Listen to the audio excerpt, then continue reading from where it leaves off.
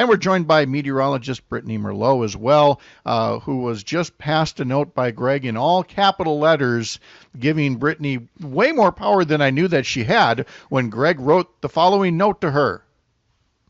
Brittany, it's too hot. Do something. DJ Flipnick, you are our only hope. Here's how bad it is. And I told Brittany we were going to talk about sweat, but not us.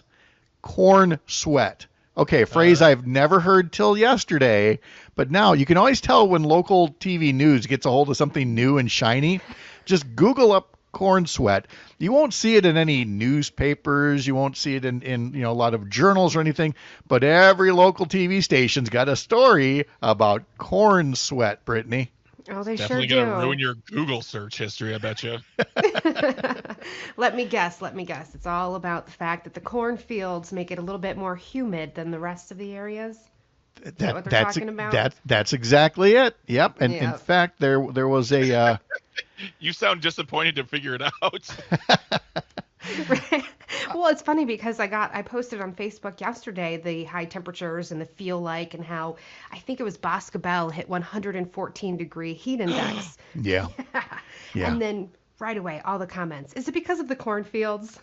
Yeah. The process is known technically as evapotranspiration and is akin to how humans perspire in the heat, as corn, soybeans, and other crops release more moisture as the temperature climbs. So, yeah, the crops are sweating. They sweat just like us. Yep. And so that's why parts of the Midwest, I saw La Crosse had a 110-degree heat index yesterday. And that, of course, was followed by some very loud thunder boomers that came through. They came through western Wisconsin about 10 o'clock last night. A couple of them ranked briefly on the severe scale, but not a lot to report here. But as I head over to the mailbag here from Rob, he says, good morning from Tigerton, cloudy and 67. Lots of thunder east of me towards Shawano. Got 1.25 inches of rain from the storms that went through around midnight by there. There was tree damage in the Clintonville area from last night's storms. It was 91 in Tigerton yesterday, the first 90-degree day since September 11th of last year. The heat index got up to 102 and no mowing yesterday. Good job, Rob. Yeah. And he says cornfields actually make the humidity go higher. So, yeah, there were places where the wind really did do a little bit of damage. Fortunately, not right here in our backyard, but there were places where it got to be pretty messy.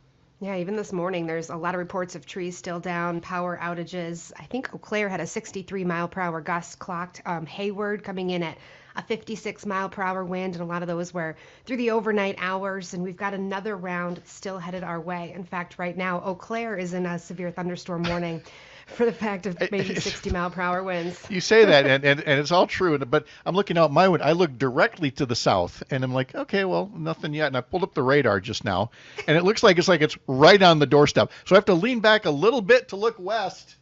There it is. Oh, yeah, we're doomed.